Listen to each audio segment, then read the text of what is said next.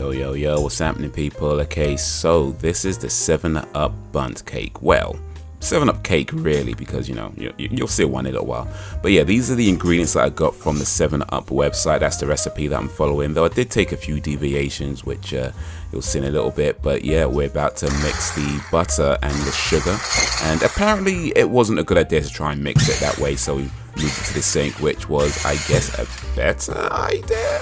But yeah, anyway, probably not a good idea to put your hand over an electric whisk, though. I'm thinking that's probably not a good idea, but here we are.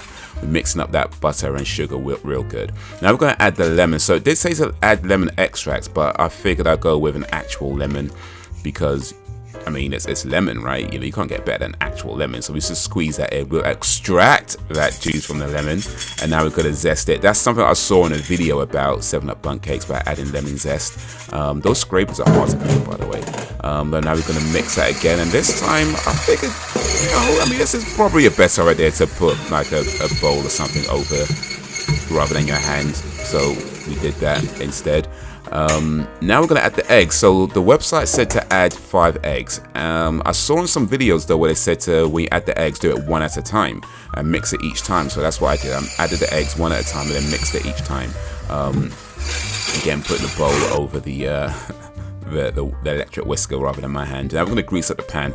I don't have a bundt pan, so I'm using a regular cake tin pan, but we're going to grease it up real good. Make sure it doesn't stick and things like that.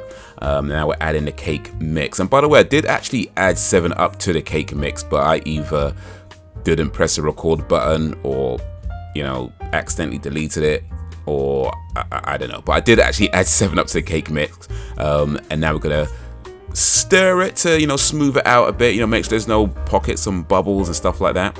This is about, I think, about 30 or so minutes in the oven, and this is about, I think, an hour or so into the oven. And now it's about done. It's a total of an hour and 20 minutes in the oven. So we're going to take it out, put the oven mitts on first. I was thinking about taking it out without the oven mitts, but that's probably a terrible idea, so we didn't do that. But that is the cake right out the oven, and now we're going to do the icing mix. So the website said to do the icing mix while the cake is in the oven, but I know from the last time I did icing mix that it actually hardens quite quickly. So I waited until the cake was out of the oven while it's cooling down, and then I made the icing mix, which is the sugar and the icing sugar, 7-Up, and what else was in the icing mix? Oh, vanilla and lemon juice as well.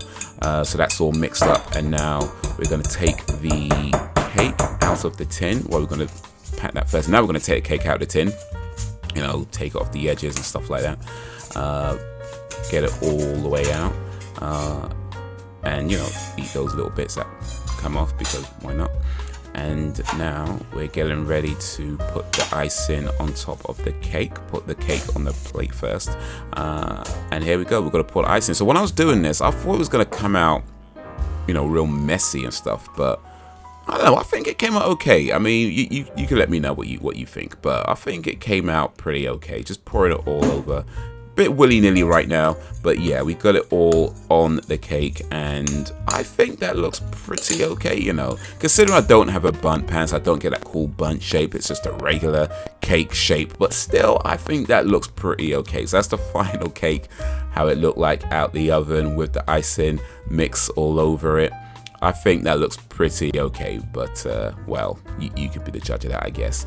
But anyway, we're gonna have a little bit of 7-Up as well, because why not? It's a 7-Up cake.